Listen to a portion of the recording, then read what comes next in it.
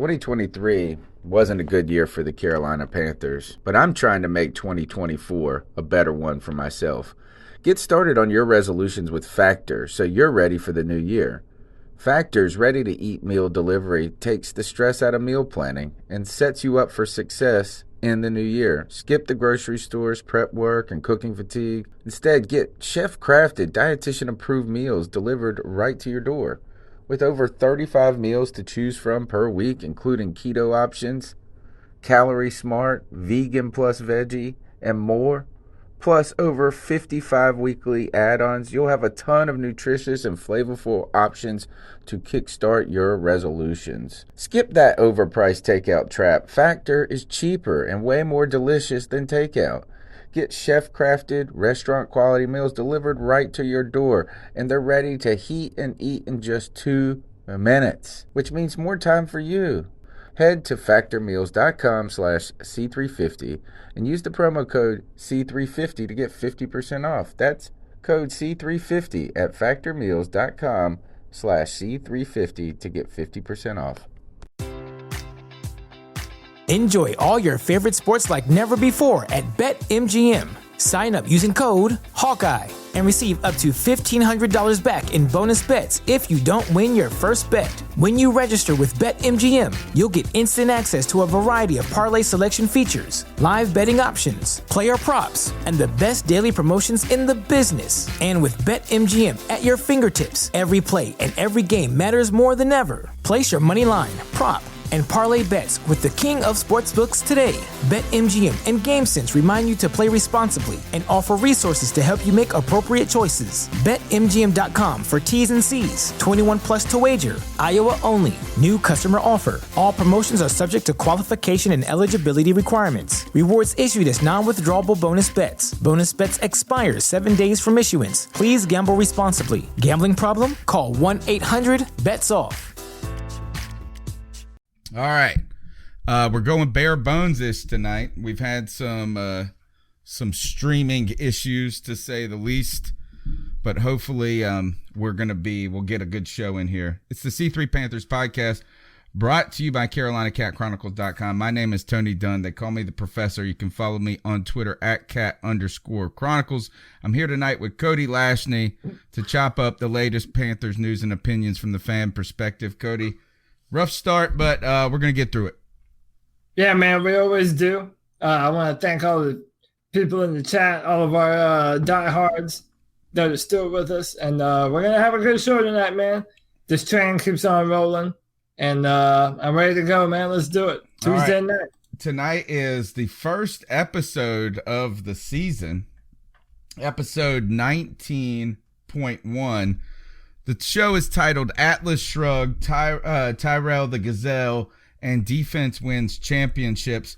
We're going to be talking about Cam Newton, some of the latest news surrounding his surgery, the retirement of Julius Peppers, little news out of David Tepper making some donations. We'll talk Super Bowl and some different things. Be sure to go ahead, jump in the new chat room, subscribe to the show, turn your phone from landscape to portrait mode, smash that thumbs up button.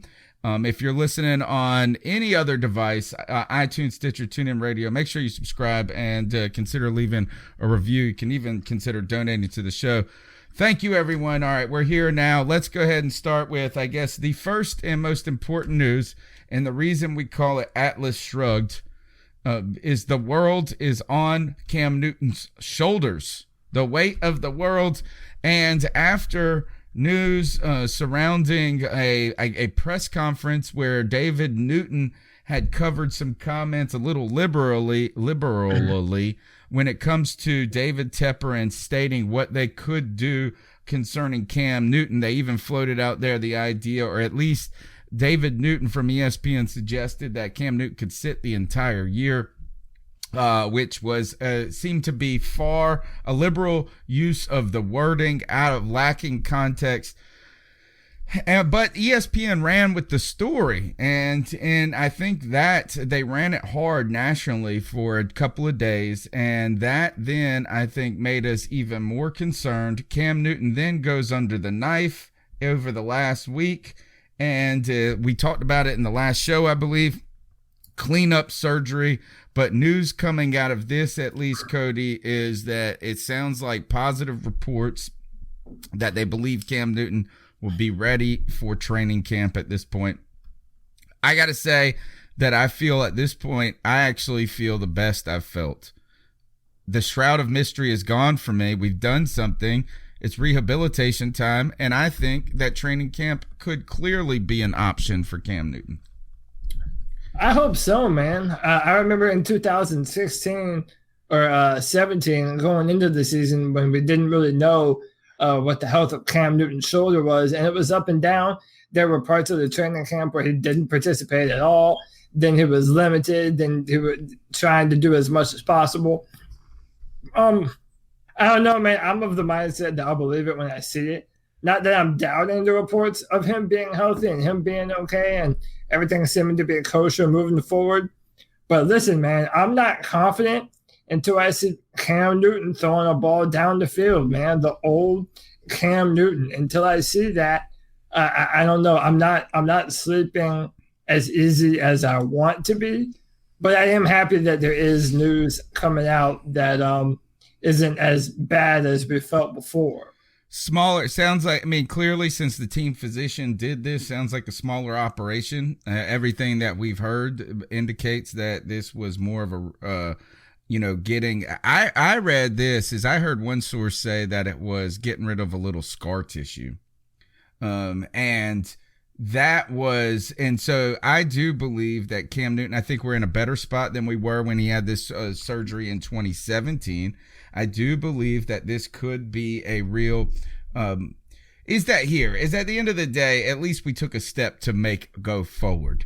And no one believes, I don't think at this point, that Cam Newton's shoulder is ruined forever. So this is a good step in at least alleviating that.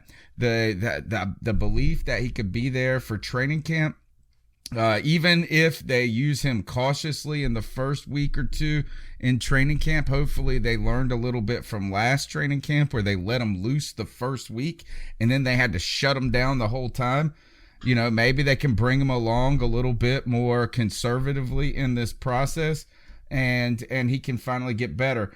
Big shout out to Susan Deans as well as Josh from Mass. They are keeping the show and preventing the show from being traded to Buffalo. Thank God. Thank God. There's a lot of good things when it comes to the Carolina Panthers. There's not a lot of good things when it comes to the Buffalo Bills. Other than their table body slamming thing is remarkably entertaining. Hey, look, I actually got a lot of respect for Bills fans.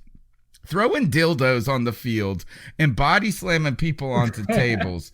Those mugs, they know how to throw a party, it sounds like. I mean, is it really a party if there isn't dildos around? I mean, come on, dude. The Buffalo Bills are doing it right, man. So, yeah, shout out to them. Keep rumbling, y'all. Keep rumbling. All right, so Cam Newton will continue. You can we have a segment on Cam Watch 2019 on Pirate Radio that clip's gonna do, and so every day we're gonna ask until we see Cam Newton how's Cam Newton doing? It all rests on Cam Newton. This is the Overtime Podcast Network. But let's turn to another legend. While we're worrying about the most current superstar of the Carolina Panthers, the living legend, Julius Peppers, retired in the past week, and he has gotten a royal send-off by the NFL. Let's go ahead and say this, dude. 17 years in the league as a defensive end. Holy moly. He only missed 6 games in his whole career. Yeah, the man was an absolute monster. I mean, there's no other way to put it. I'm going to try something, and this is a little bit impromptu. Tell me if everyone in the chat, if you will be able to have some sound here. I'm going to try and play something, and hopefully this works. But if it doesn't, it doesn't.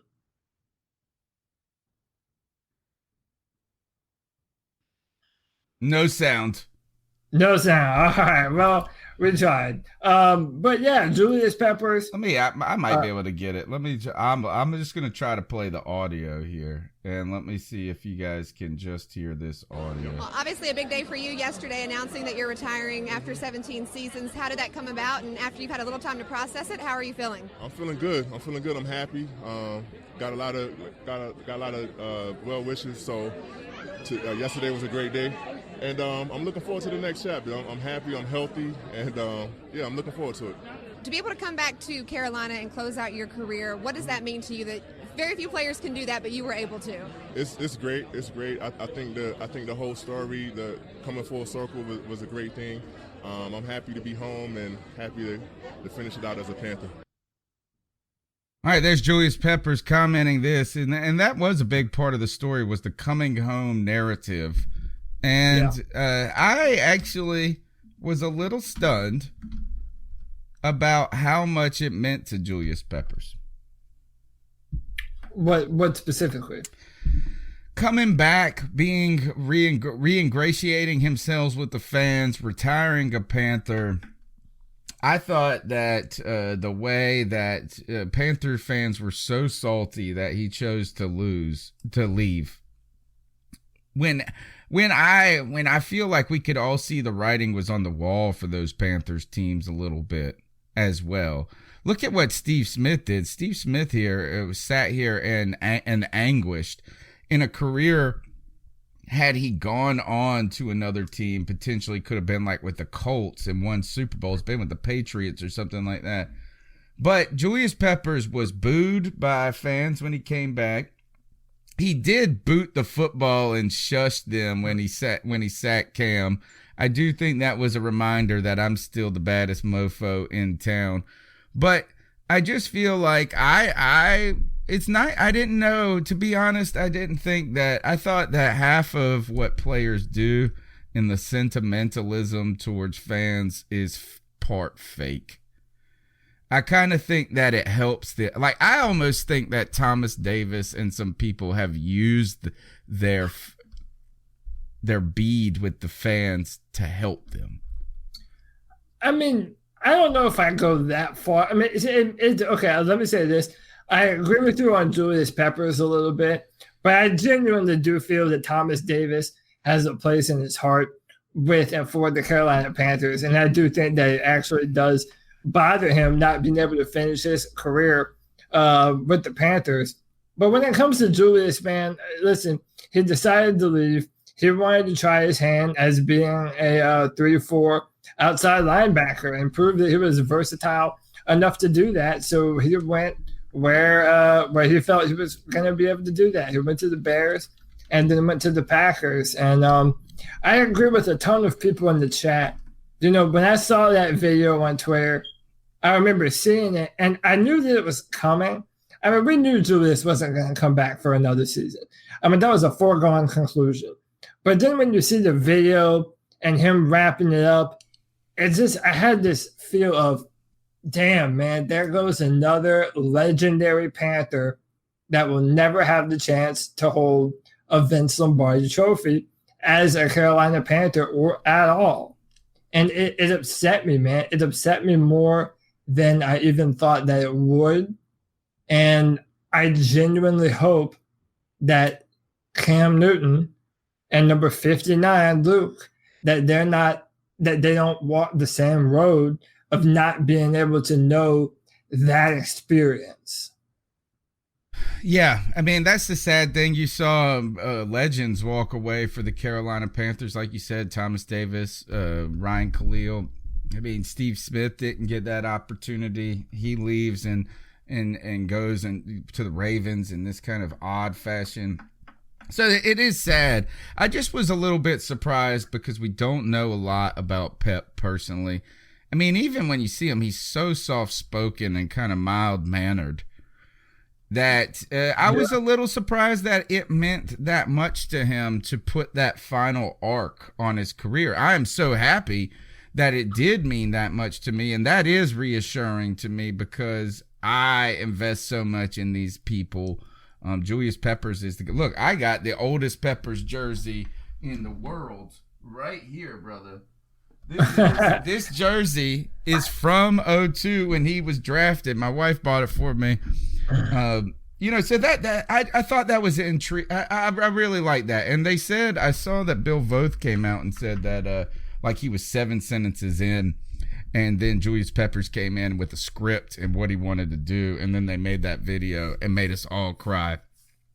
I wasn't sad though. I wasn't sad. So I was in my feelings, but I spent the whole day. Actually, not the whole day. Don't tell my employer that. I get to work a little early this year, and so that's good. So I sip my coffee. I don't always just get straight to the email and stuff. And I watched that video that then turned me on to highlight videos from when he was in college, in the pros. And boy, I tell you, the playing basketball too. I know.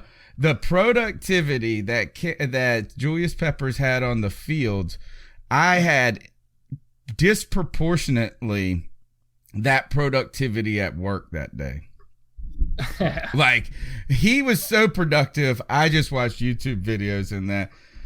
But I mean, I don't know. It's kind of hard to really gauge how much people mean to these players. I mean, then you go and see Thomas Davis won't even mind playing for the Atlanta Falcons. I'm going to cry. That one I don't believe. I believe he was in Atlanta and he was just playing nice for the Atlanta media over my dead body, dude. I genuinely believe that you will not see Thomas Davis in the NFC South next year playing for an NFC Jeremy South. Clancy said, I knew TD would ask to play in Atlanta. No, he went to school. He's a Georgia Bulldog. I know it, man. But listen, and look, maybe we're wrong. And I know you just said you kind of feel that they kind of use it to their advantage to kind of gather some. Both him and Olsen milk it a little bit. I don't know, man. I just feel Thomas Davis is really a Panther in his heart. I mean, did you see that car that he has? It's custom made. It's black and blue, everything. There's Panthers in the interior. Look, man, that man's a Carolina Panther. I mean, maybe if they offer him a boatload of money, but I mean, honestly, for as much as Thomas Davis was an incredible player, who is going to throw a ton of money at, a 34, 35-year-old I don't Thomas think Davis? he even wants a ton of money. I think he just wants to pay and get paid and play. That's what it seems to me like, is that we thought that the Carolina Panthers meant the most to him, but and I think he believed that, but I think also now what he realizes is that football means a lot. It means the most to him. Yeah, and it definitely does. I don't know. I mean, we'll end up seeing what's happening, or what will end up happening. But the last thing on Julius Peppers, man, you're talking about a surefire Hall of Famer. 4th all-time in sacks. I mean, the man is just dominant. He's been dominant just about every year that he's played. And he's a half sack away from being 3rd. A half a sack, man. Absolutely insane. The man's awesome, and I'm happy for every snap he played as a Carolina Panther, man. He will be missed. And I'm hoping that one day maybe we find a dominant edge rusher to genuinely be able to fill those shoes. I do like the terms, is that while we couldn't get Julius Peppers a Lombardi, or we couldn't even get Thomas Davis one, I do believe both of these guys are leaving the organization on positive terms.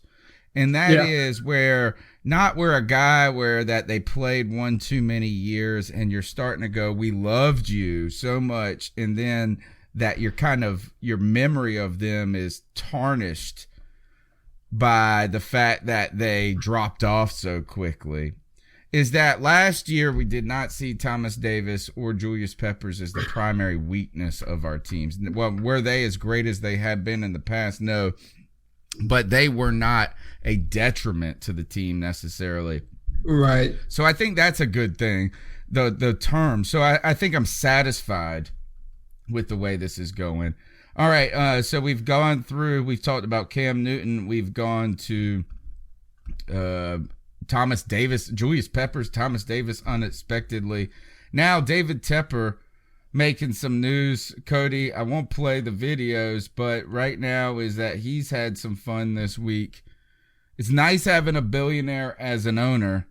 donated $120,000 worth of backpacks, I believe, or he continues. He is having a ton of fun as an owner. And I believe this is I have a boss, or I have someone I work with who does not think highly of the NFL ownership group. She's a Cowboys fan. She's a minority woman, and she just thinks that the NFL, the archetype for a owner of an NFL team is a super rich white man who's out of touch and doesn't have a lot of character substance to them.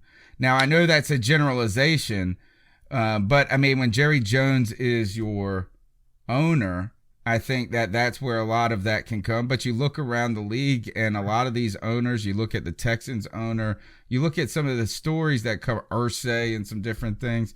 To me, Tepper is doing a great job of presenting himself as a good dude. Yeah, well, and to your coworkers' credit, it's definitely a billionaires boys club. I mean, there's no doubt about it. You have to be in the most upper echelon to even be able to buy an NFL team. So that means you live a certain kind of lifestyle. But at the same point in time, their organization is making millionaires. I mean, think about the players that come from nothing. They're good at football, and if they do make it to the NFL, all of a sudden, out of nowhere, they've got millions of dollars. So, I mean, I see both sides to it. But listen, whenever we talk about David Tepper, we have to talk about Jerry Richardson, because it's a man that we never heard from. We never heard anything from him. Maybe there's the occasional appearance at a Christmas tree lighting or something. But there's nothing concerning him talking about the team or, really being involved even in the community that much. And it seems very important to David Tepper that, especially as a brand new owner, he wants to ingratiate himself with Charlotte, with North and South Carolina. And it seems to be very important to him. And I think he's done a damn good job at doing that. Yeah, I think, right now he has done everything you could want a new owner to do. He's come in and he's already invested himself in the community. He's getting on the ground, like he's going to Roaring Riot tailgates. He's walking around. And I know occasionally, like back in 2000, Jerry Richardson would ride around on a golf cart every now and then. But I feel like he's trying to he dresses like a normal dude.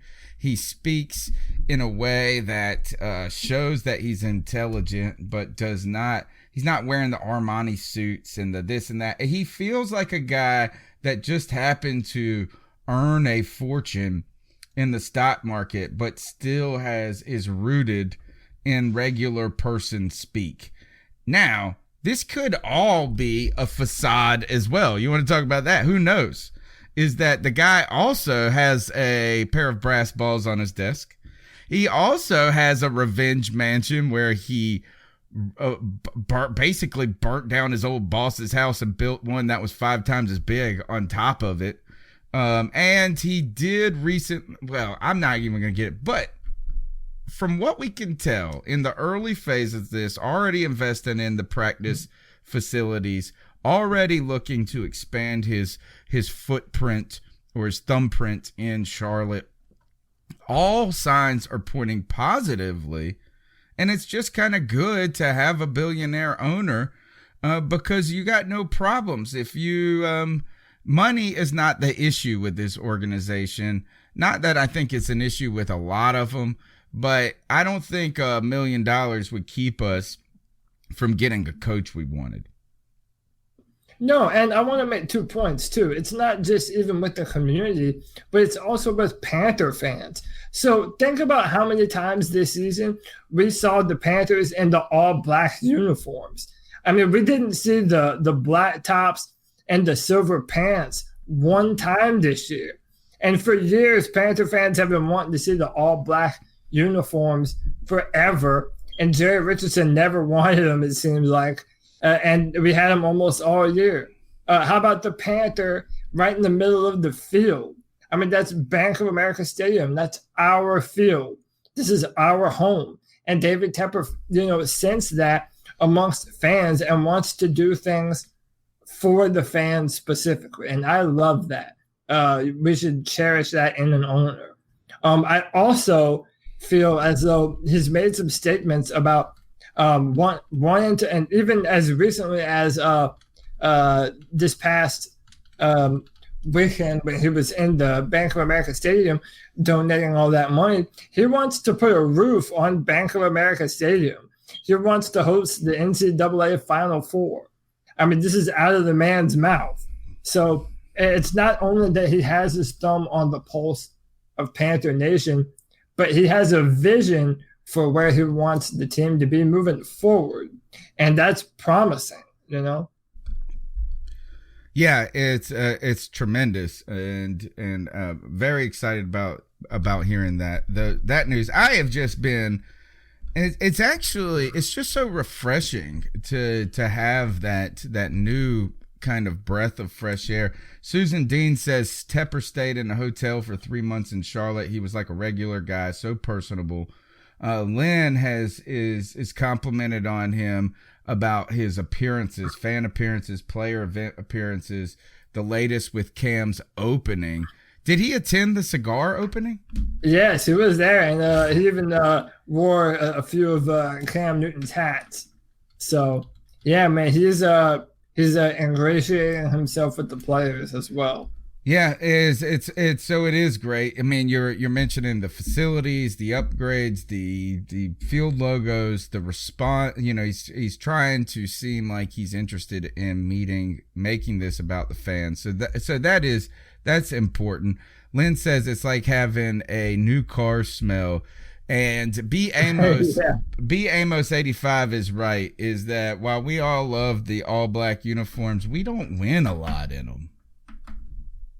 Well, I'm not. Maybe I'm not into all of that superstition, man. When we have a dominant football team, I don't care if we're wearing pink and purple, dude. We're whooping ass. It's all about personnel. I don't buy that. All the blacks are victorious or that cause us to lose or whatever. It's all about football, man. So I don't know. I am not walking. Come on, I'm not John. walking under ladders on purpose. I think the problem is this. I don't think it's the black uniforms. I think the problem is the black uniforms don't have black helmets. Yeah, a lot of fans do want that, though. I've even shared some concepts on Twitter that I found online that I liked a lot. I think the only problem with the black helmets is then your logo is only the outline in blue of the Panther head. So it's kind of minimalistic in that sense. But I'm down for it, though. You look like a helmet. futuristic soldier. Yeah, look, you don't have to sell me, man. I'm down for the whole thing.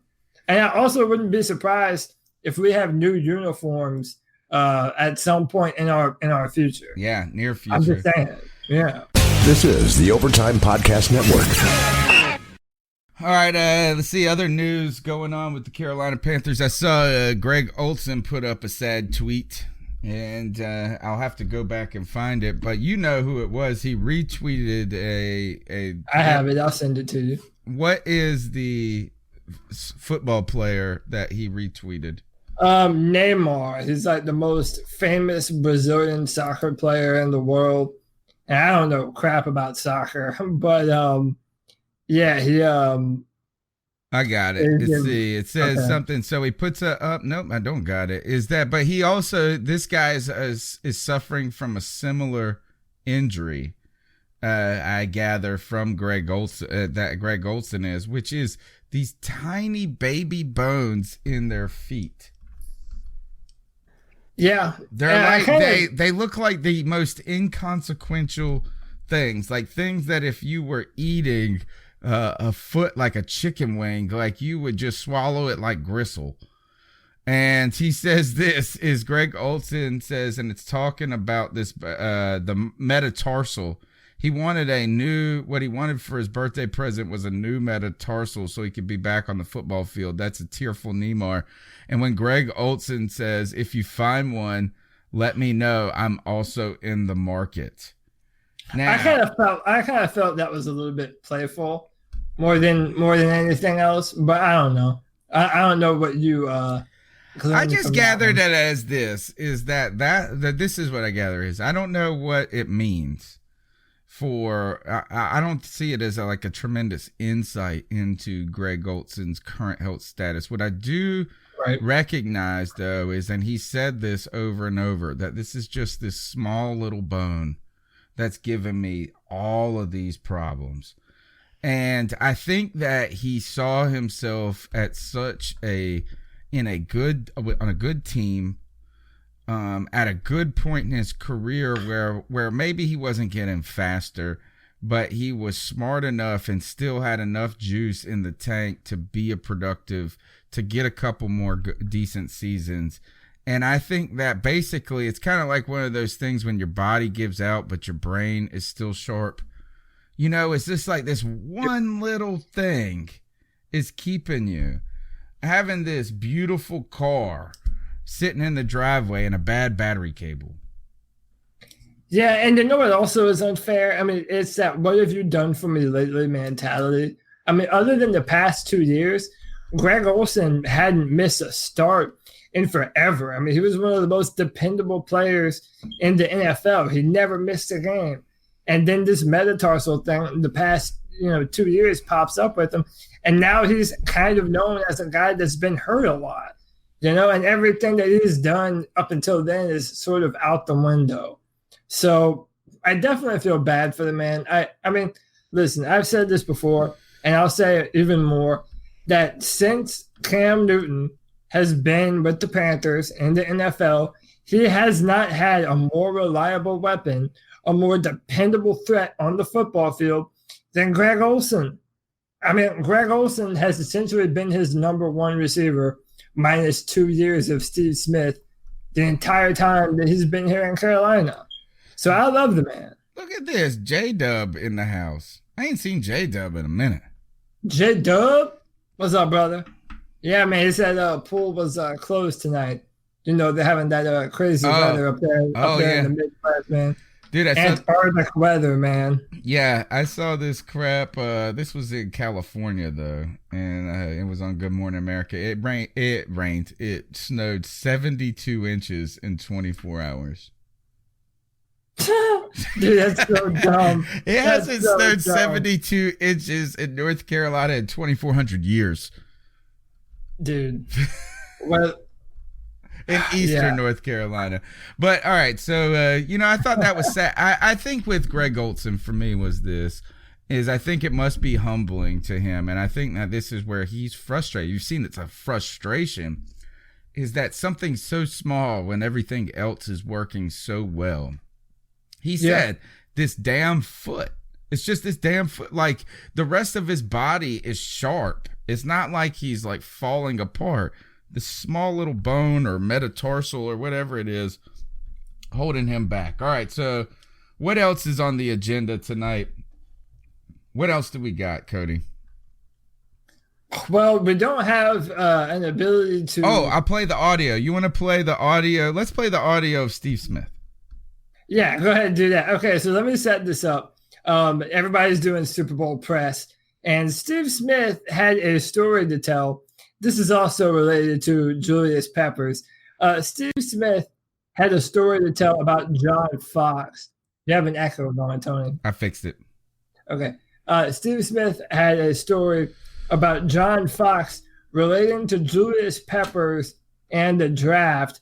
And I just thought this was hilarious and led to my theory that John Fox was always a moron, an utter moron. All right. So go ahead and play it for him. Let him hear Here's it. a story that nobody knows. First time ever I'm going to tell it.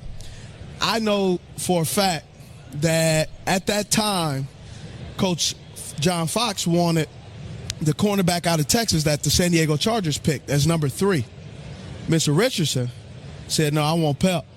And Mr. Richardson drafted Pep. John didn't want him. And I remember that was a battle.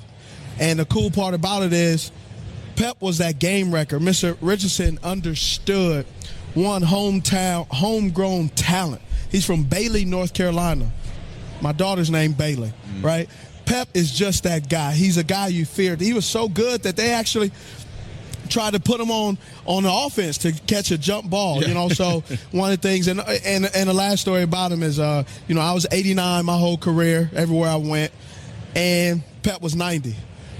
Man, that was the worst type of roster pitcher, team pitcher you could have, because we was on the step and it was like this. I love it. Right? And I used to, at my first couple of years, I was like, oh man, I'm short.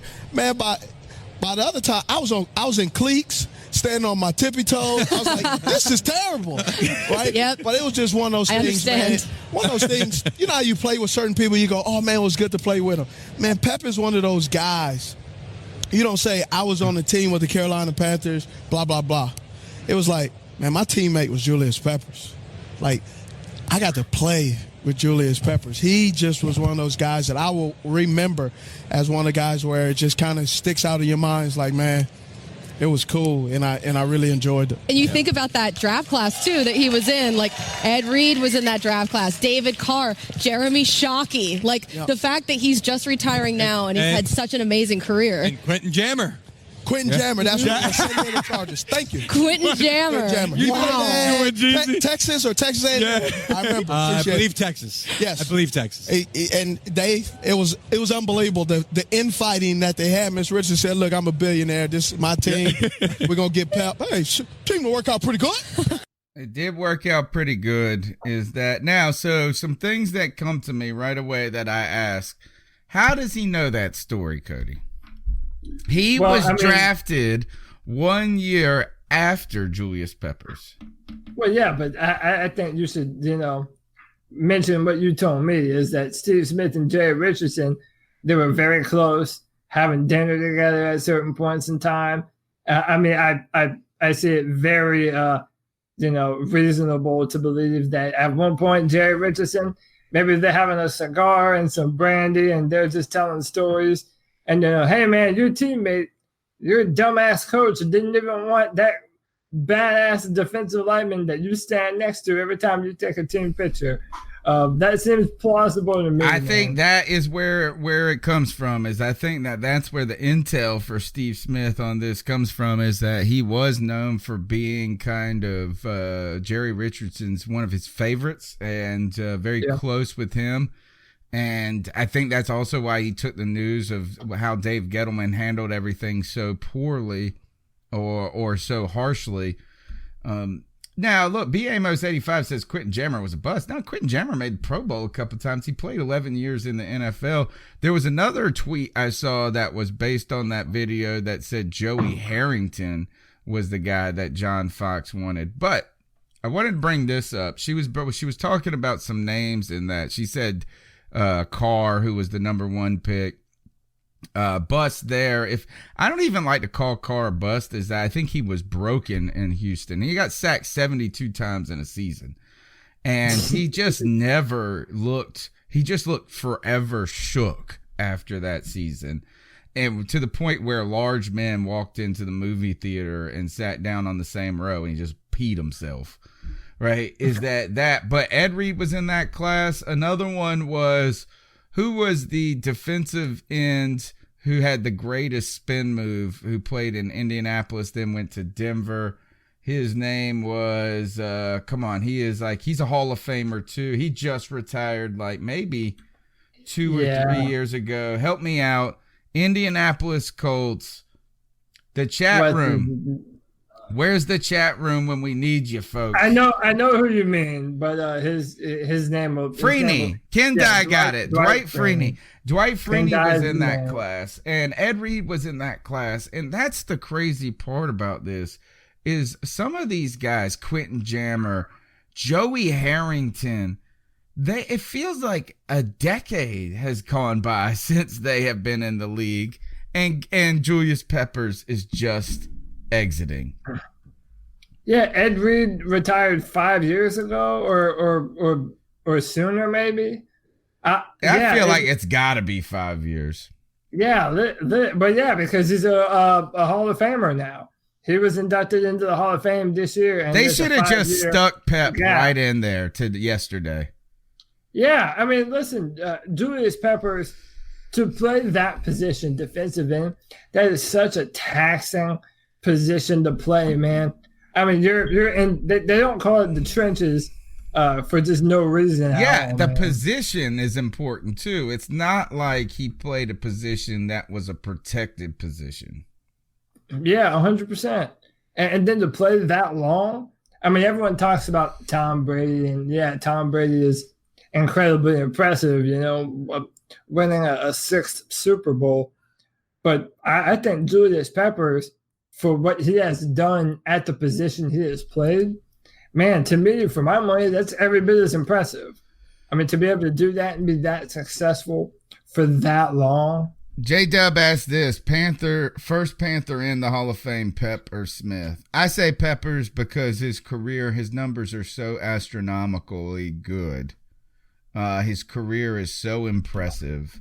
Yeah, I say Peppers because, I mean, Steve Smith is more beloved as a Panther, but Julius Peppers played a more important position, in my opinion, and is fourth all time in sacks. Yeah, I'm probably saying Smith. Ken Dye says Smith because he retired earlier. And to Smith's credit, played with a trash group of quarterbacks from about 2009 to 2012 to 08 to 2011 till we got Cam Newton. Yeah, and he did win the freaking Triple Crown, dude, one year. That's insane. Where you get the most touchdowns, the most yards, and the most receptions. Yeah, man. Steve Smith was the man, dude. It kind of goes back to what I'm saying, man. That's another Panther legend that, you know, retired without a Super Bowl victory to his name. And at a certain point, you just hate to see it, man. There are players that play their asses off, and they deserve to have one. And Peppers and Steve Smith are both two of those players. How long do you have to wait? J-Dub says, so Smith doesn't make it then because he's eligible first. Oh, you have to. If you mandatorily have to wait for 4 years. No, it's 5 years. It is 5 years before they can. 5 years. That's bullcrap. I feel like they should put Pep in like Mariano Rivera. The first unanimous vote. Just stick him in. All right, so then obviously it is Smitty because I think Smitty makes the Hall. I think he should make the Hall. I think that he had a long enough career, and I think that Triple Crown season alone is the thing to cement it. I mean, yeah, if we're talking realistic, yeah, it's Steve Smith because he'll be eligible first. I don't know though. I mean, listen, we obviously love Smith, but do you think he is a Hall of Famer in the eyes of other voters? I mean, that's a good question, you know? That is a great question. Are we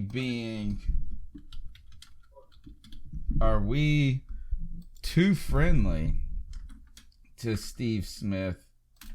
Let me see. I want to look up his numbers. Steve Smith. All right.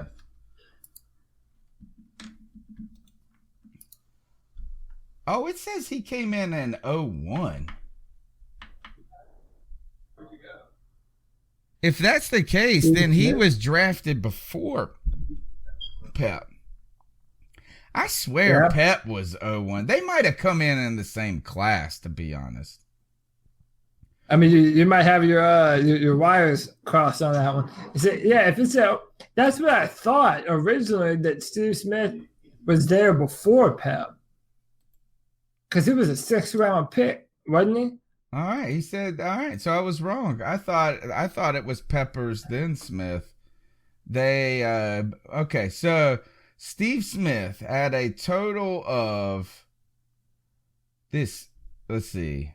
Holy shit, is that right? 1,000 receptions. 1,031 receptions. Holy crap, that's a lot of catches, bro. Yeah, a lot. 14,731 yards and 81 touchdowns. I wonder who the most recent wide receiver. the most recent wide receiver that made the Hall of Fame was? T.O. probably, huh? But T.O. and Randy Moss were last year. Yep. All right. So look at let's compare T.O.'s stats. We can compare. I can compare the two of them. Compare to other players. Pro Football, by the way, top websites out there in just the world of everything. One is overthecap.com if you want salary cap stuff, and the other is Pro Football Reference. And Tyrell Owens, he played 14 years, 96. They have relatively similar careers, 96 to 2000, 23 to 37.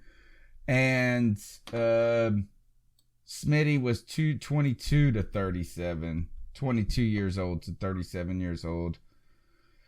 Let's see. You know, I kind of think his size and his attitude is going to play into his favor. You know what I mean? The fact that he was a little guy. Tyrell Owens had astronomically better numbers. Yeah, Tyrell Owens. That's why people were saying that it was ridiculous that it took into the third year of his eligibility for him to even be voted into the Hall of Fame.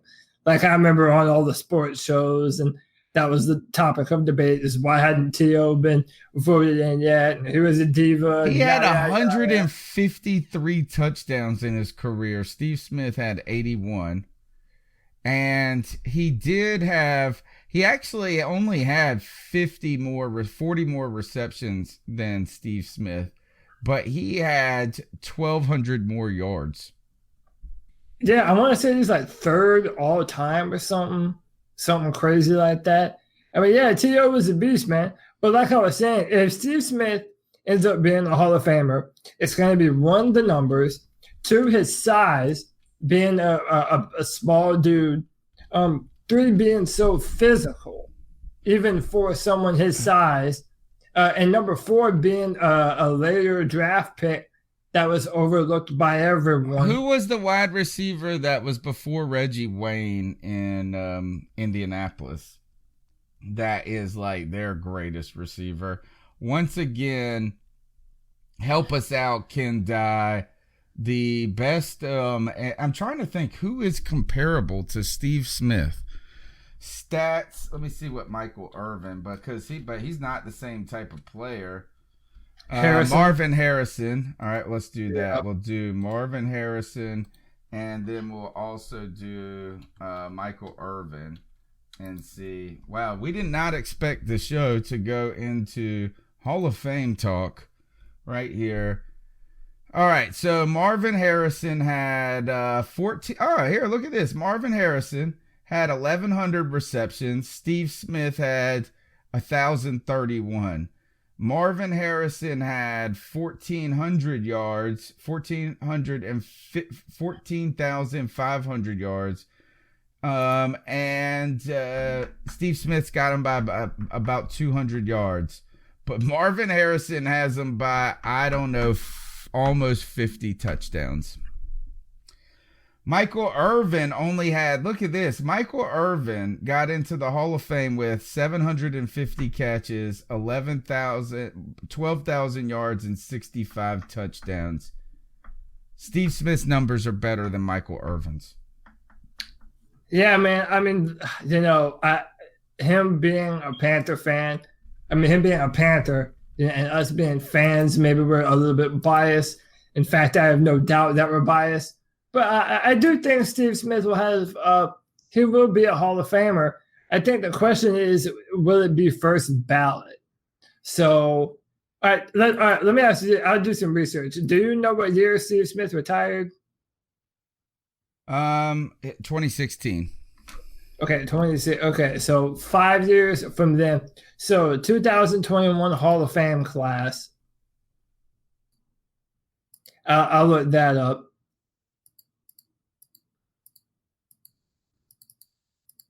So the right now the question is does he have enough? Oh, B. Amos says Irvin got Super Bowls. That helps. That helps. And let me see. Irvin played less seasons too. Michael Irvin played from 88 to 1999. So he did that in a far shorter span than Steve Smith did. I don't know. I think Steve Smith, he's close. Is that if he would have had, I'm telling you, if he would have played 3 more years and had 20 more touchdowns, if he would have played 3 more years with a better quarterback between 08 and 11, if he would have gone to Indianapolis, he would have been a surefire Hall of Famer. Yeah, it's one of those shoulda, coulda, wouldas, So here are some of the people that are eligible in 2021. Jared Allen, Peyton Manning, Calvin Johnson, BJ Raji, which I don't know if that one makes a lot of sense to me. There's a few of them. So it's definitely going to be tough. Jared Allen's getting in, and Pep definitely has better, and Pep has better numbers than him. Patrick Willis, Rondé Barber. So yeah, in my mind, it's going to be about will Steve Smith be a first ballot Hall of Famer?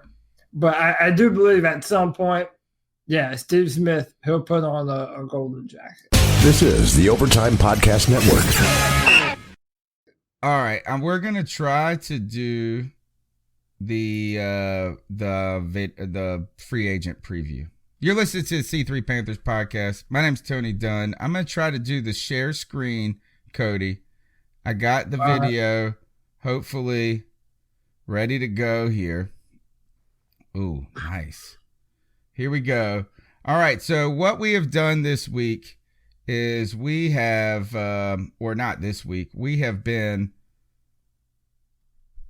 seeking out potential free agents that we're identifying as maybe a long shot. Last week was Landon Collins. The week before that was Trey Flowers. There is, so there's a lot of wishing and hoping in this, obviously. But we're also trying to identify, we cannot answer everything through the draft, and we have to get some players in free agency. We have 19 of them leaving us. So the guy that I'm looking at is Tyrell Williams out of San Diego, 6'4", 205 pounds. Tyrell the Gazelle, a deep ball threat, a big body receiver. We're losing Devin Funchess happily. We're pushing him off the cliff. Now, Tyrell Williams, the reason that it's going to be the San Diego Chargers would love to keep him, but they've also got Mike Williams and who's their main dude, who is awesome. And they have like 3 dudes with the last name Williams. And then their main guy, come on, the main guy is, I am really off on my names this week, they have a guy that is way better than Mike Williams. So this guy, all right, Tyrell Williams, he runs fast. He's big. He is asking for potentially, he says he sees himself as a number 1 receiver, but also so does every receiver who enters free agency. Tell us, Keenan Allen. Thank you, Rex. See, if we didn't have the chat room, we wouldn't have a show. And that's the truth. Yeah. That's the They're truth. They're picking up our slack tonight. That's for damn sure. They dealt with the technical problems to start. Then they dealt with the technical problems that is the host. Right. So tell us a little bit about your thoughts on Tyrell Williams and what he could do for the Carolina Panthers. And is something like this even plausible? Well, that's the question right there. So one of the things that plays into our favor is because of Mike Williams and Keenan Allen, being better options for Phillip Rivers. He only had 5 touchdowns on the year. So his numbers don't command that number 1 wide receiver money. So it depends on how much money you're going to want to pay him. Maybe the type of contract that, we would want to sign Devin Funchess to, us, the organization, that might be the type of money that would be reasonable to sign Tyrell Williams. The man does it all. that go route, jump ball, possession receiver, he is incredible at that. If you see these highlights, his ability to be able to go up and pinpoint the football over the defender's head and still come down with it, absolutely incredible. If Cam Newton's shoulder is back to business, I mean, that's an instant weapon for number one. He runs a full route tree, but the best weapon in his arsenal is that long ball. He's a bigger receiver. He runs a 4.48, so he's still pretty fast for a big man. And I'm a fan of his, man. I don't know how much money we're going to end up wanting to pay a receiver coming this draft. When we've drafted Samuel, and now we have DJ Moore, and Christian McCaffrey is a threat, and we have to decide what we're going to do with Torrey Smith. All right, so let's talk briefly about that. Torrey Smith right now is on an option, a 2019 option, $5 million. So you cut him, you free up $5 million in cap space. You cut Captain Munderland. I understand, like Ken says, we're okay at wide receiver. I think we need help at defensive end. I don't think we're okay at wide receiver. I think we have promise at wide receiver at the moment. But outside of Curtis Samuel and DJ Moore, who do you really got? Imagine if one of those dudes went down, and you're talking about putting Curtis Samuel and Jarris Wright out there.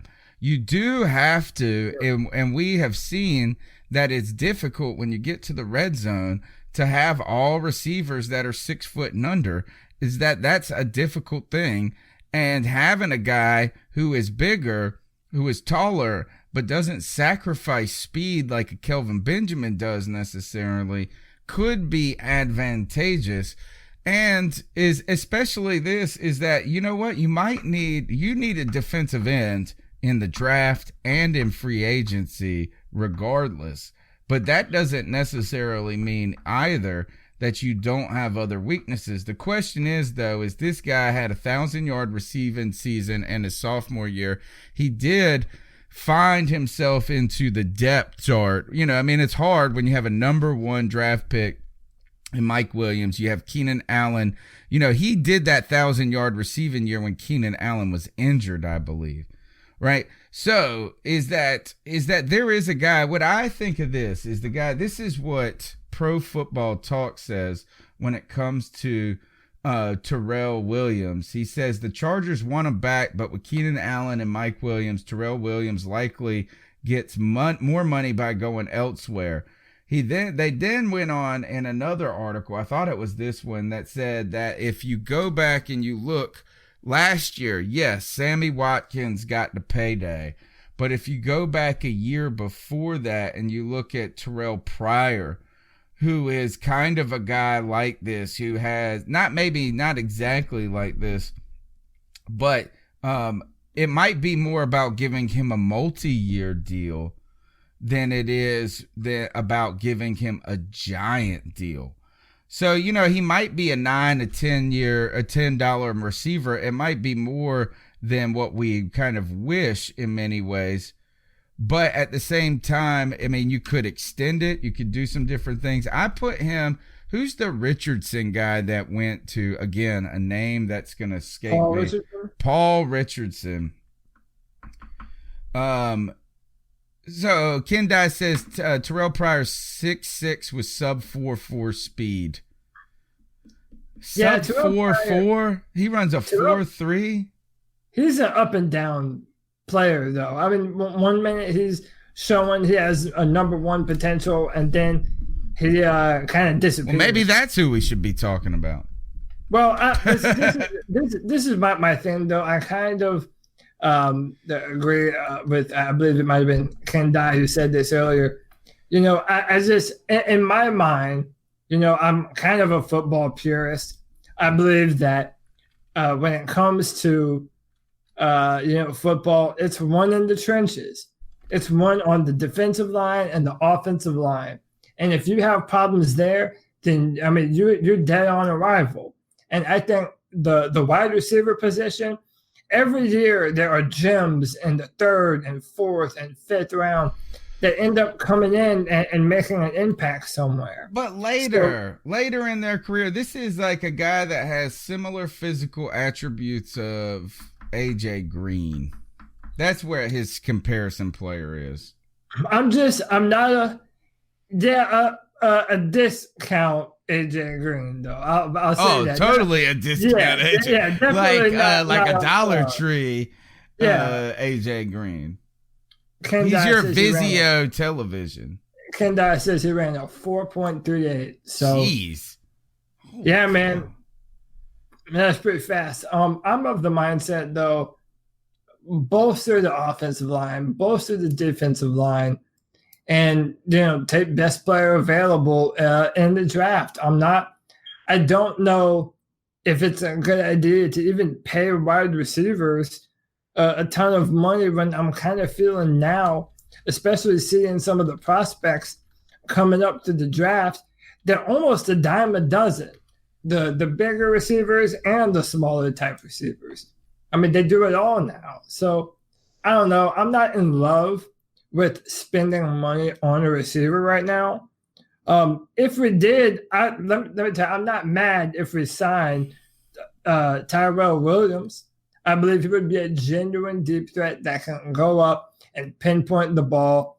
Cam Newton would love that. That's not something that DJ Moore or Curtis Samuel are going to be able to do. And if we don't have Devin Funchess, then there's no one on the roster to even be able to do that. There's just not a lot of defensive ends in free agency. I mean, they say it's a deep draft. They say it's a deep free. But you're talking about Cameron Wake, who is 37. You don't want to do that. Muhammad Wilkerson's defensive tackle. A couple. Dante Fowler's out there. Ezekiel Ansah. Yep. Now, he could be intriguing. But at the same time, is that if you're looking at getting a guy to play aside Addison, you don't need a guy that's very much like Addison. Right?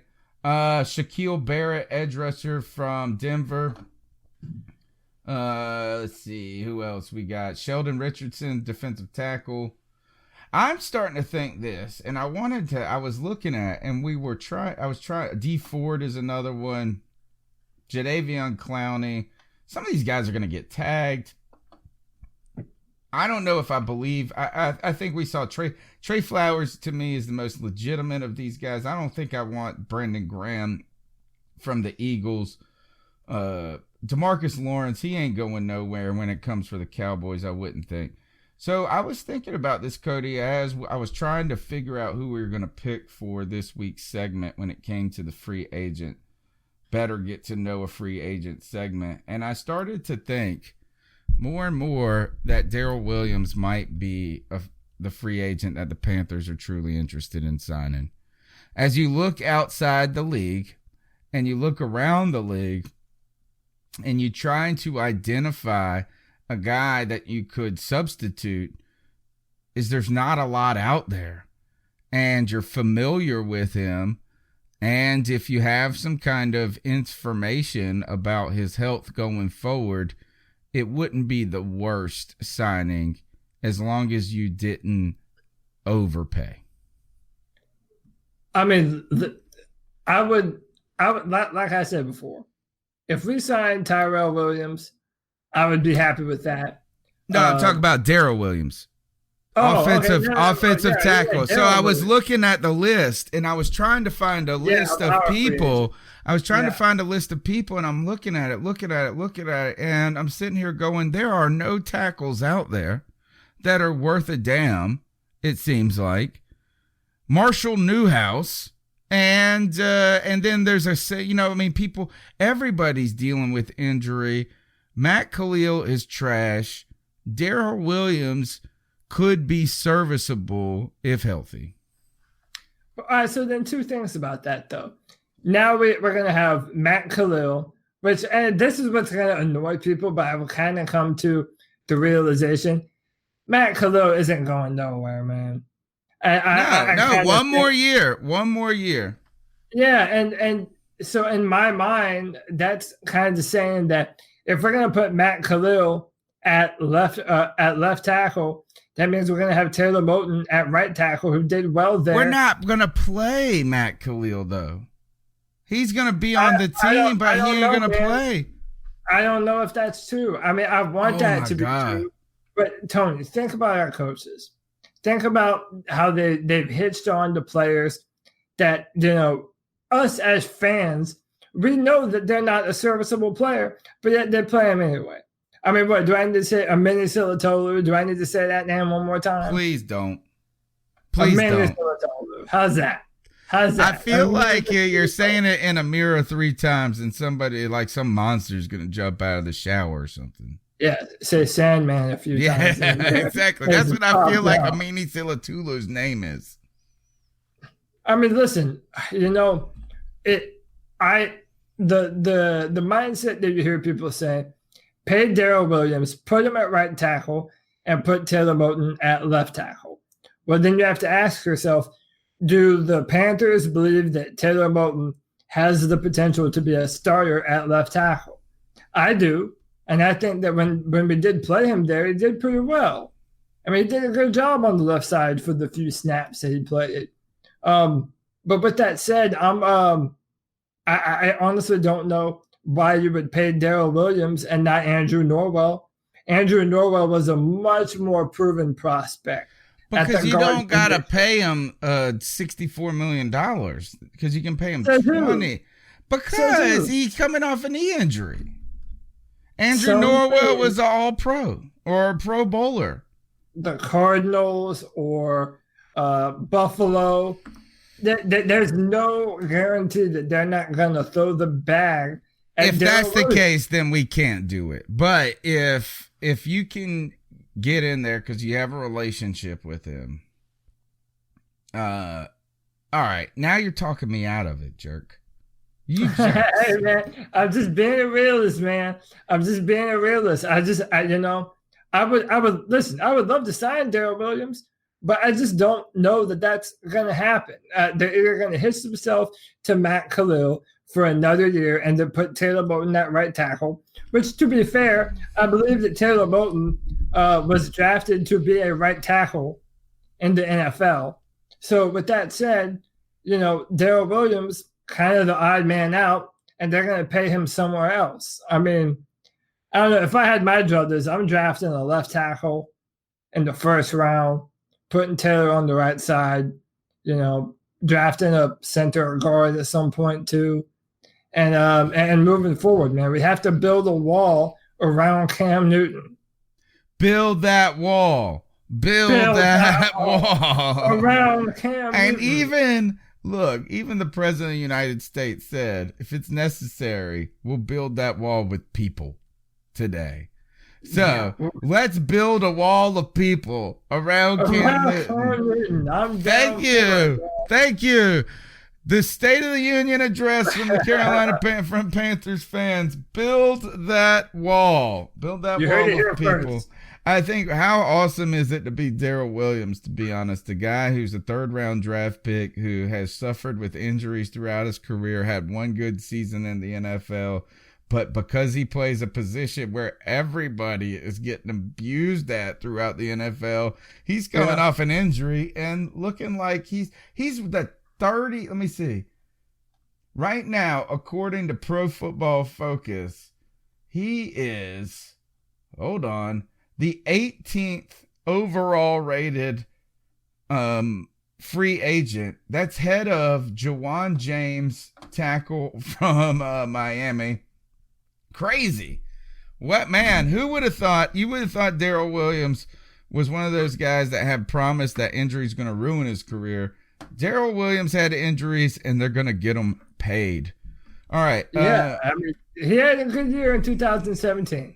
But I don't know, coming off that injury, this is the last thing I'll say. The last time I heard any rumors about the inside talks was that the offer that they put out to Tyrell Williams was a lot lower than the money that he wanted. So they were far apart. Yeah, so he knows what's up. He's not looking to, All right. Let's go ahead. This is the C3 Panthers podcast brought to you by CarolinaCatChronicles.com. It's the most interactive podcast. Look, we've got one of the larger off-season audiences watching right now that we've had since the Panthers have fallen out of it. And that's after 15 to 20 minutes of technical difficulties going to the old throwback hangouts here. We appreciate it. Smash that thumbs up button. Continue to support the show. And you do that in the chat room and on the Cat Calls line. The number is 252-228-5098. You can call anytime and leave a message. We'll play it on the podcast. The number is 252-228-5098. Let's jump into this week's calls and see what you guys got. So what are your thoughts on catcalling? Yeah, it's pretty. You shouldn't do that to somebody. And how did that make you feel? Very uncomfortable. So how do you think catcalling makes the person feel? It feels good, like. Who's that cat sitting in the back corner with his face buried in his nose? Who's that kid that can use one?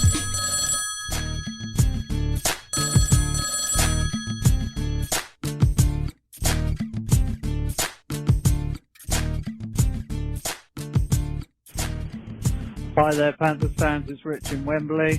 What's up, Rich? Yeah, so I'm just staring at the arch over Wembley Stadium, and it's another new colour. Hopefully it'll be Panther Blue sometime next season. I was just going to talk a bit about the draft. I know Cody and I, you and Tony, we've been going back and forth quite a bit.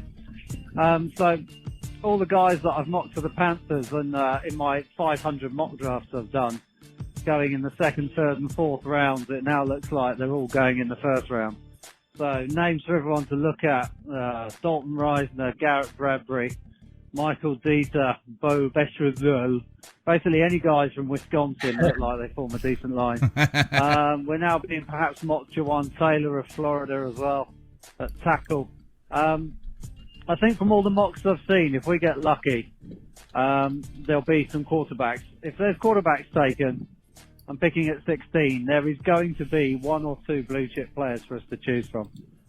There's about 5 edges between Bosa, Josh Allen, Ja'Kai Polite, Brian Burns, Cleveland Ferrell. Then the tackles, you've got Jonah Williams and Jawan Taylor and Cody Ford, Dalton Reisner. The NC State, you guys might know, Garrett Bradbury at centre. He knows what's up. Lindstrom of Boston College. There's a load of really good guys, and that's not even going into the Clemson D-line guys that you also know better in Wilkins and Dexter Lawrence, and then the cornerbacks. You know, there's going to be someone, and obviously my favourite, Adderley, but don't know if you want a safety in 16. You want him, if he was still at 25, you'd want Adderley there, but I think we can get something really decent. Anyway, it's off-season, the Super Bowl's over. The Patriots have worked out how to play football, unfortunately. Maybe we will as well. Anyway, guys, great podcast. And catch everybody on Twitter. Keep pounding. All right, that is Rich Kingston there. Now, throwing out a lot of names. He has been doing a ton of mock drafts there. The Panthers at 16 are not in the worst position, but what we will learn about and they're not in the best position either. You know, it would have really been nice to have a top 10 pick, another 8 overall pick like when we got Christian McCaffrey. But at the same time, I think what really we have no idea is that while there's talks of even outside linebackers, safeties, we know that there's a giant need on the offensive line and defensive line. All of this will be answered as free agency opens up. And it tells us ultimately if the Panthers are having to push their chips to a certain position. Now, I don't think they'll back themselves into a corner entirely. Maybe Dave Gettleman would have done that, even though he said that was the worst thing you could do. But Cody, if we go out and we go and spend a ton of money and get a center, or we get an offensive lineman in free agency, or you spend a ton of money and you try to get a defensive end, then you know that, hey, those other positions are on the table. But if you don't do that, either of those things, and you try to fill it and plug it with guys like F.A. Abada and Wes Horton, you know there's a time that it's time in the draft to really make a statement. Yeah, and listen, man, shout out to my man Rich, because he's picking up what I'm putting down, that it's time to build this offensive line, man. He's naming offensive linemen: Cody Ford, Dalton Reisner, Garrett Bradbury. Bo Benchwell. Yeah, man, look, I have converted Rich Kingston to my offensive line cult. He wants to build that wall, man. I'm loving it. I'm loving it. I'm loving that someone listens to me for once. And by the way, listen, I'm going to shameless plug here, man. Tomorrow, there's a brand new mock draft on drafttech.com. I've been working hard on these, writing good comments for the website. There's a new comment for round 1 and 2 every Wednesday. So check that out. I'm putting in good work over there, drafttech.com. But yeah, listen, there's a free agency has to happen first. And listen, man, I'm excited for the draft. It cannot come fast enough. The combine is this month. So my Twitter is going to be lit up with content. So check that out. Yeah, I'm very excited about a lot of the prospects in this draft. Our free agency is going to determine how we end up attacking the draft. Another bit of news to come out from Roto World is there is a rumor that the Panthers are very involved in wanting to find a safety in the draft. So I don't know if that tells you something about us signing Eric Reed to an extension, or Adams, which Adams is 1,000,000 years old. We have to find someone to replace him. Please go. Yeah. Go. Not Reed, but Adams. Yeah, Adams. Yeah, he's 100 years old. 100 years old. Time to move on.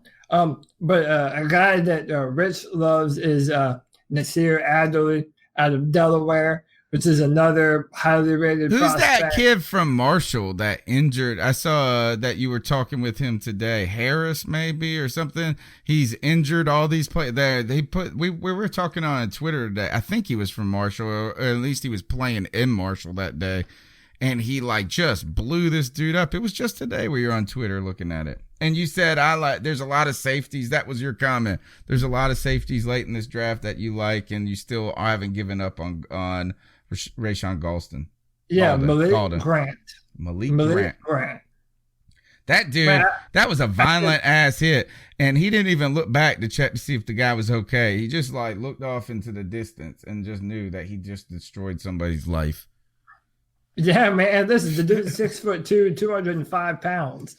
So, there are legitimate threats to be had later on in these rounds, So I'm definitely interested in spending some draft capital at the safety position. I'm ready for it, man. Susan Deed said, send Matt Khalil over the wall. She wants Matt Khalil deported.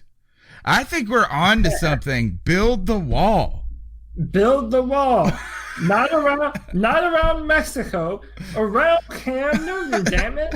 Priorities. Cam Newton first, then we'll start talking about your Mexico mess. Yeah. Cam Newton is way more important than the border. What is it going to take for us to get a wall around Cam Newton? Do we have to go play a game in Mexico City?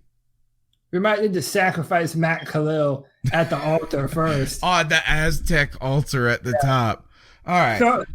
Throw in a Minnesota Tolu, too. That one just sounds like it could he would fit right in. All right. The number is 252-228-5098.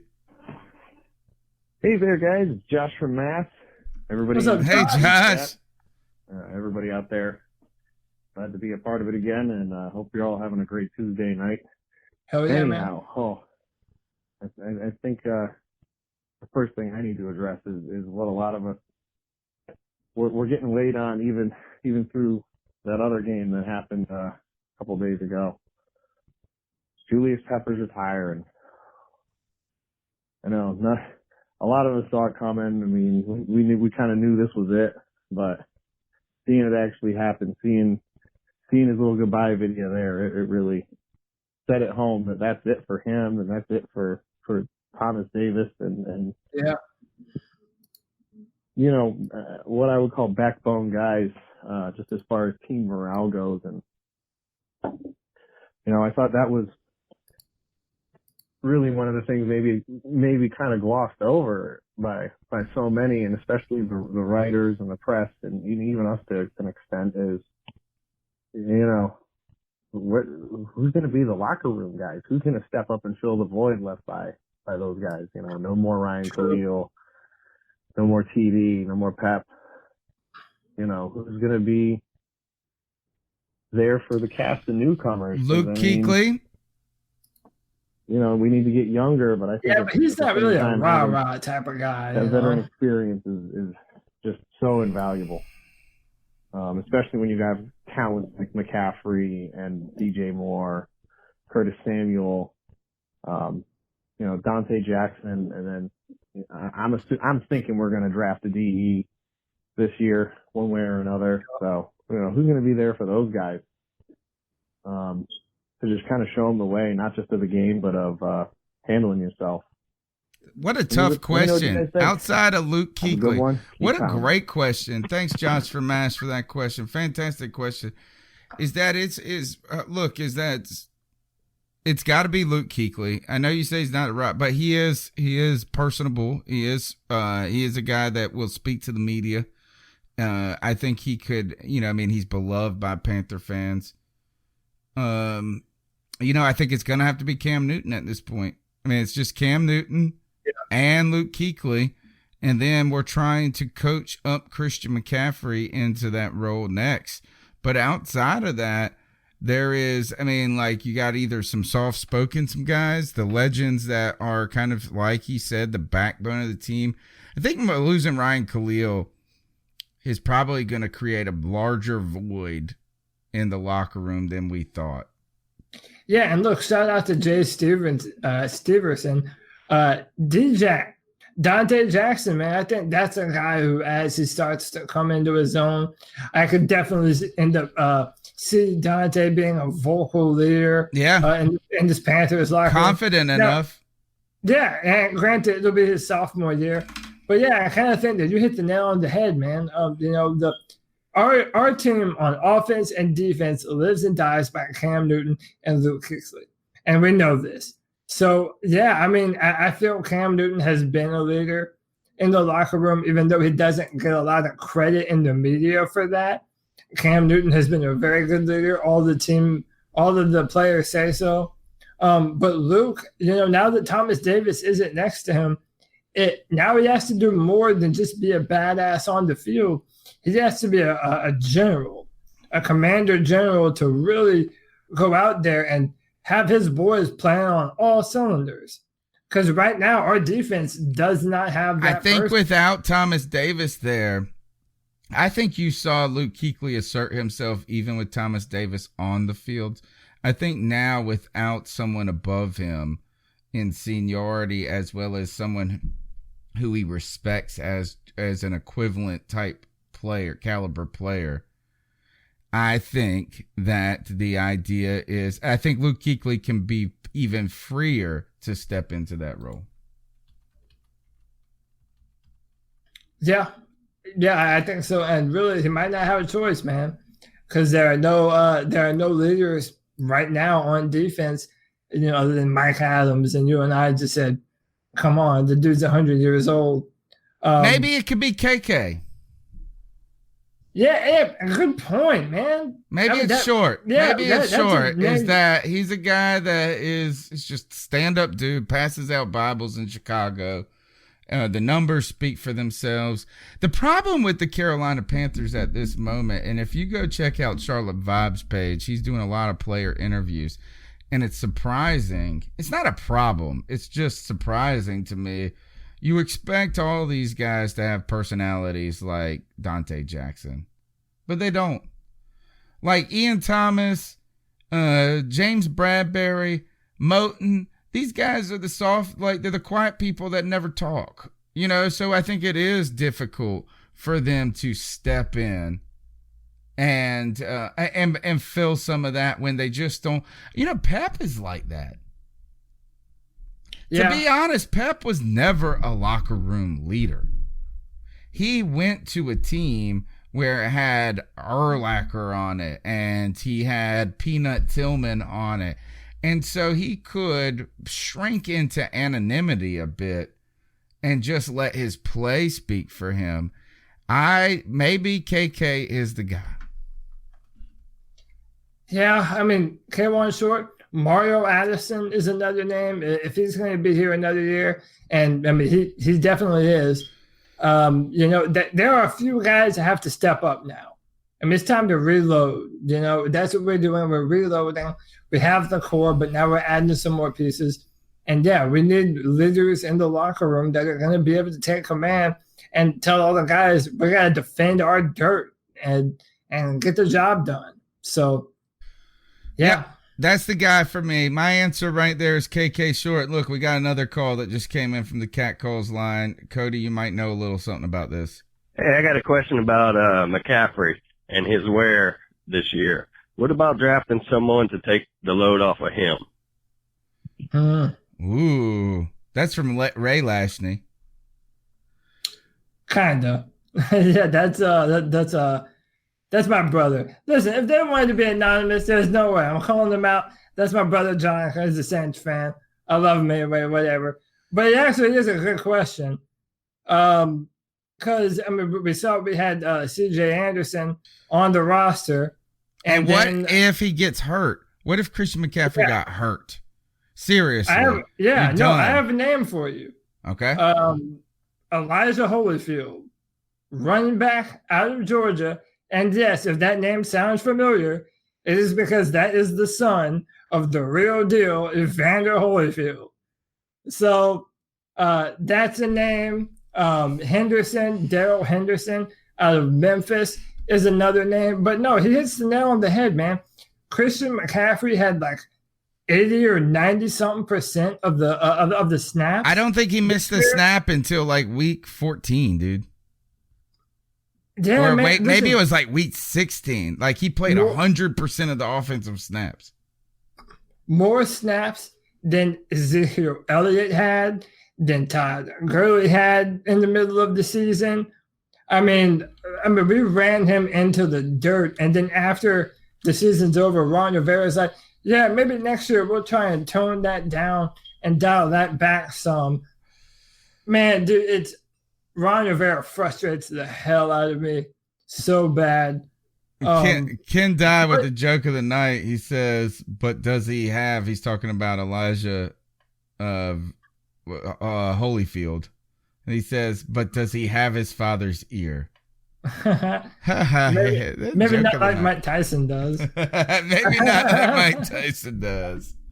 Not the same. All right, so good calls there.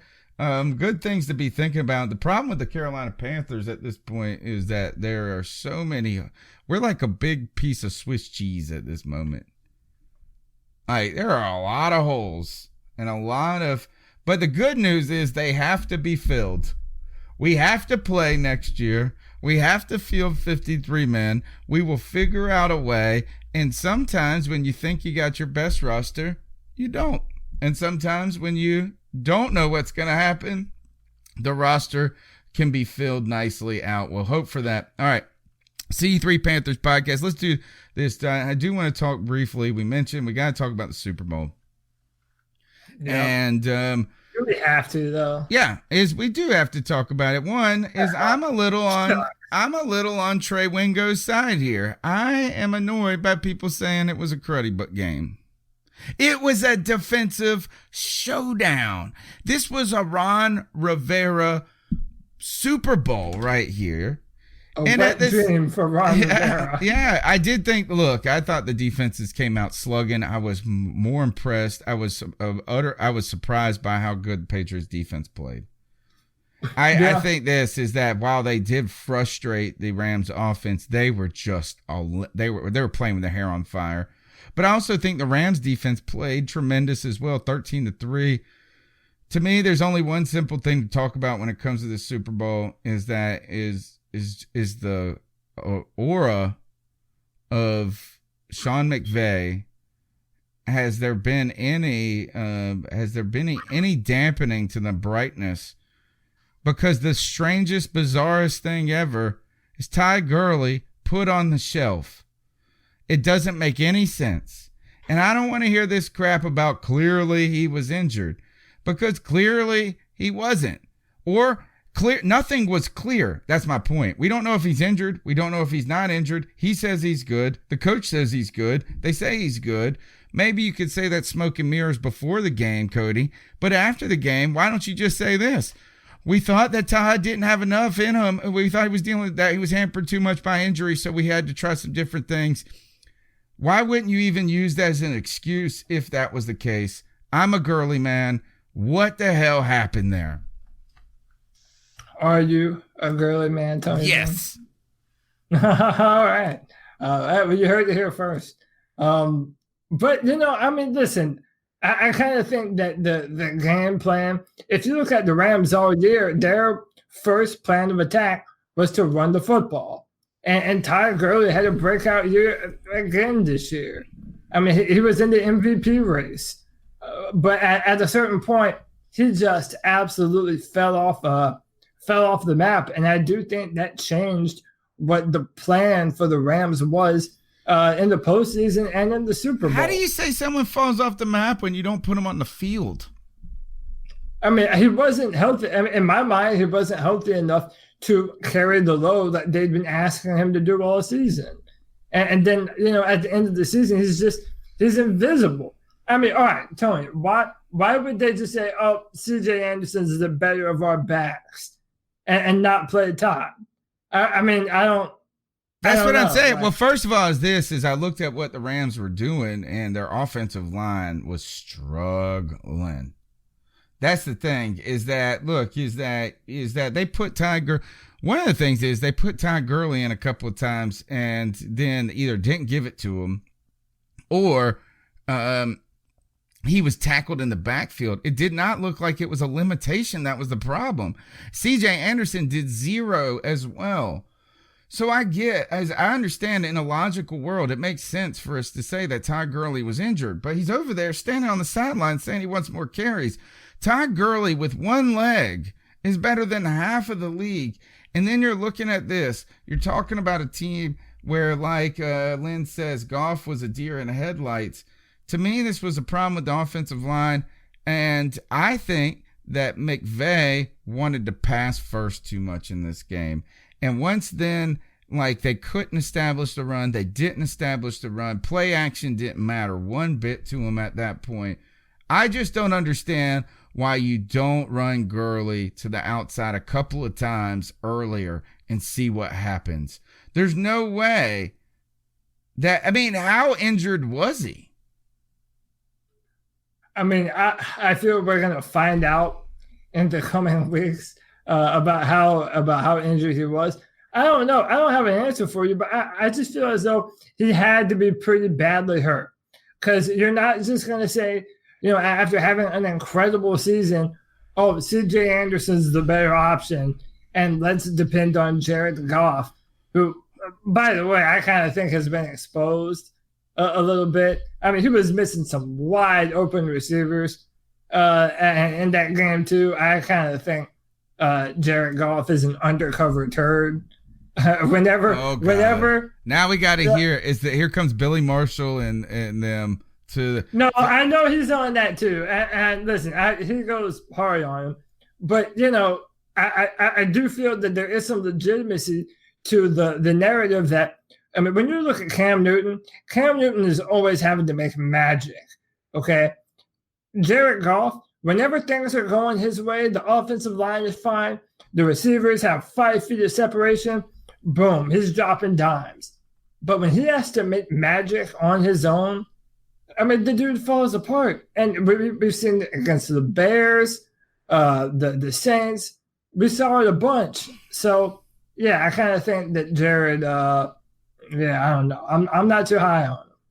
Kendai says that young QBs rarely play well in the Super Bowl. Big Ben when he won his Super Bowl, when he first came into the league, had a QBR rating that was less than his age. It was 22.6.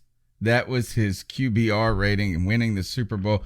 Look, I don't think Jared Goff played well. I mean, obviously didn't play well. They scored 3 points. I think it showed early when he was running, like early in the first quarter, maybe the first series that they had the ball, and he just didn't throw it away. Like, he's running to the sidelines, and he's like waiting for something to develop, and the dude caught him. I've never seen that. When you're running to the sidelines and you're about to get caught, you chunk it down the field, you're out of the box, and he didn't even do that. He tried to like throw it at the ground out of bounds. It was crazy. And zero athleticism too. He had a lane to be able to run, and just couldn't. I think though I do think some of this. I think a lot of this falls on Sean McVay. And listen, somebody brought this up. I saw this on Twitter, and I'm not a Rams fan. I don't follow them closely enough. But the person said that Sean McVay is a game planning genius. But when the other team adjusts, he has trouble adjusting. He said he didn't have a good feel for the game. He said he didn't have a good feel and flow for the game. I think this is just as much on Sean McVay as it is on anybody when it comes to the Rams, because their offense, one of the highest scoring offenses in the league, could not find a way. And they couldn't find a way. And you're trying to tell me that in trying to find the way that they couldn't find, that they didn't explore path, lane, Todd Gurley. I don't know, man. You think there's some kind of conspiracy going on here? I just don't think it's this. Is that I think that I'm not saying that he's a bad coach. I'm not saying he's not. I just think this is that at the very minimum, you have to walk away with criticism equally. He cannot be immune to criticism with the idea that Jared Goff is just a limited quarterback. I mean, can't it not be a little bit of both? No, I'm saying, it can be, but you have to be able to say, yes, there's limitations with Goff, but McVay did not do what was necessary from an offensive genius, whatever point. Yeah, listen, no doubt. But I mean, okay, think of it this way. If going into the match, a fortune teller came to you and said the Rams are going to hold the Patriots to 13 points, in your mind, do you think that the Patriots are going to win that game? No. Being held to 13 points? No, and I think that the only thing that was more impressive than Wade Phillips' defensive game plan was the defensive coordinator for the Patriots, who is now the head coach of the Dolphins. Wade Phillips, I walked out of there going once again, Wade Phillips is a freaking defensive genius. Holding Tom Brady, making them look pedestrian. That's my point, is that there's got to be something there that you can't muster up more than 3 points. Really disappointing. Overall, there's a couple of things. There's a couple of calls. I'm just stunned by the Gurley stuff. So most people, though, said it was a boring Super Bowl. They didn't like it. I wasn't. I mean, I'm of the mindset that I'm not a fan of either of those teams. So I'm just watching it because it's the Super Bowl anyway. The thing about a defensive showdown is it's not fun until the very end, because then it's still close and all these plays matter even more. So, yeah, I mean, listen, it wasn't fun by any means. It wasn't, especially compared to last year with the Pats in Philadelphia. Or the year before. Throwing for 500 yards or an epic comeback or whatever.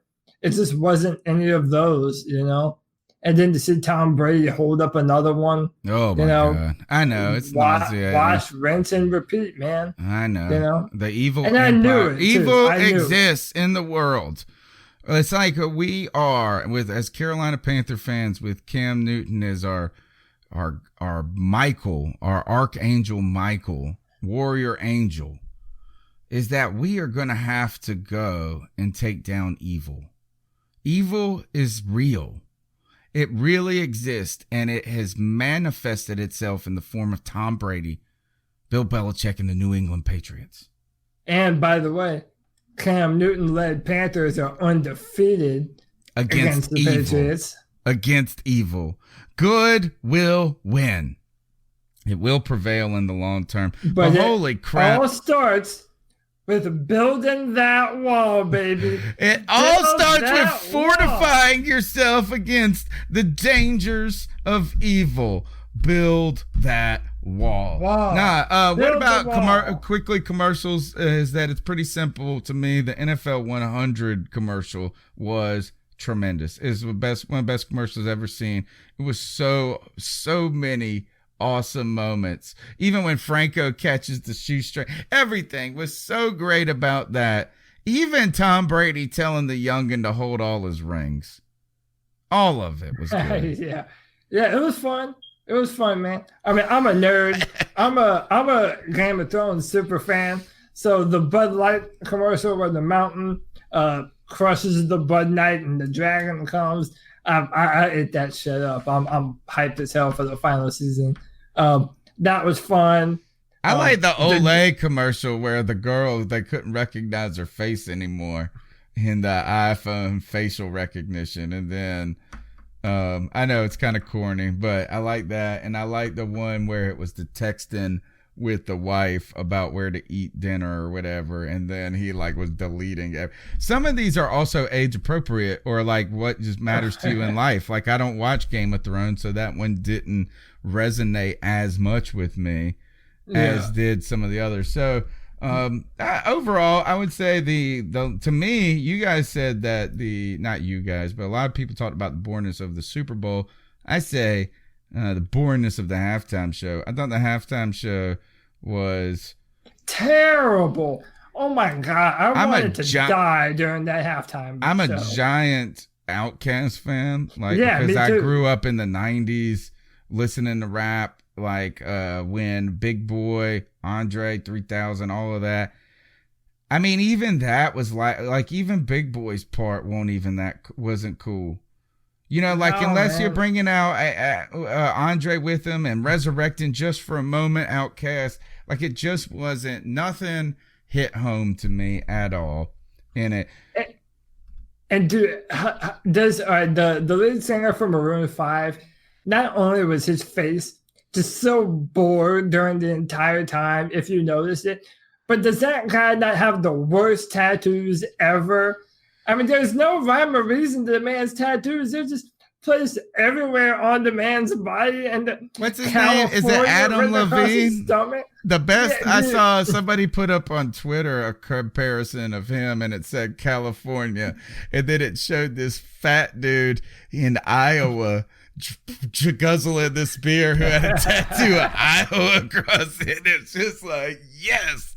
I mean, just lackluster there. But you know, who knows? I mean, who cares really? I don't really care about the halftime show. I'm usually driving from one bar to another at that point anyway. And on Reddit, there was a big deal.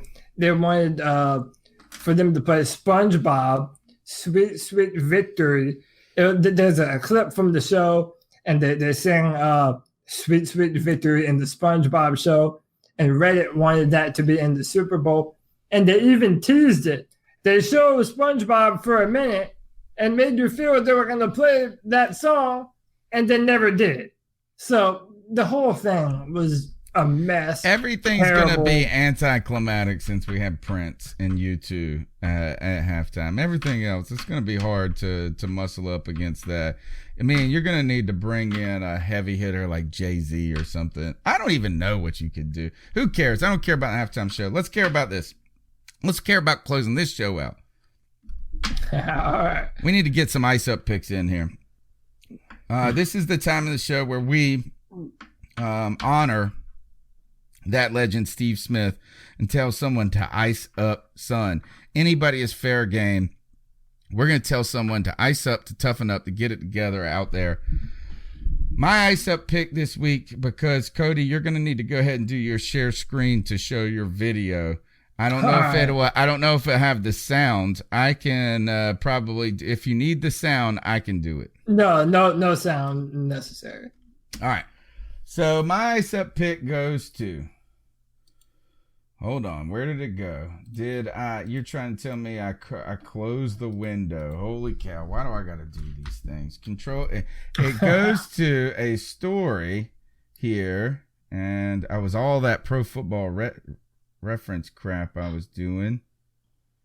And all right, so St. Louis police officer charged in fatal shooting of fellow officer asks for end to rumors.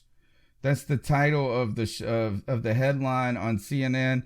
So I am icing up Nathaniel Hendren, 29, is accused of killing Caitlin Alex, 24, on Thursday at his residence. He is upset that there is gossip surrounding the accidental death, that it was more than that it was murder. But here's what happened. 2 police officers partying at their place or drinking, and the 2 allegedly took turns holding a revolver containing 1 bullet and pulling the trigger. So they played Russian roulette, where they did this, where the first story I read is that the guy that they shot just into nowhere, then she took the gun and shot at him, then he took the gun and shot at her and killed her. Now, to me, I don't know about y'all when it comes to math, but like, you gotta know that if you got away with 2 clicks on that sucker, that the boom is coming, right? The second of all thing is that, come on, man. Like, I know that, look, is that this isn't an anti-police moment on the show, because, look, I appreciate anybody who serves their society, but we do have to caution worship of any group of people, whether it be firefighters, teachers, policemen, public officials. This is just dumb right here, right? It's just straight dumb. Is that you're playing Russian roulette and you're 2 police officers?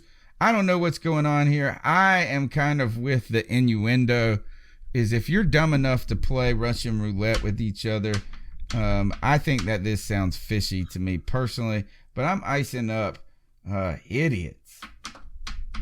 And in this case, one that took the life of someone. And I mean, look, I don't want to trample on somebody's grave, but this is just not a cool, it just is a bizarre story. And I gotta say, don't play Russian roulette, folks, or you might have to go on ice as I ice you up. Yeah, don't play Russian roulette with a loaded gun with your friends while you're on duty as a police officer. That seems pretty self-explanatory. So yeah, my ice up pick. Listen, everyone knows there's only one Super Bowl winner, and there has to be a loser, and eventually that losing team has to come home. And I live right smack dab in Charlotte, and I was so proud of the Panther fans here in Charlotte after the Panthers lost the Super Bowl. They came out in droves to see the buses come home and meet the Panthers off the bus and tell them how much we love them and how much that season just kicked ass. We loved it so much. You know, what they did for people here in the Carolinas, and we'll never forget that. The Rams had a pretty damn good season, but it really didn't appear that their fan base cared too much about it. Oh, God. Look at all them Rams fans, baby. Oh, Lord. Yeah. LA represent, son. Wow. That's some dang pathetic right there. Now, at first, I'm like, all right. Maybe this is like 12 blocks away. Yeah, there's that 4, maybe 5 people right there. At first, I'm like, all right, am I being duped? Because Lynn says it's not true. Lynn says it's not true in the chat. I don't know. I mean, maybe I'm wrong. I don't know. I have not seen any evidence to that being, fake or whatever.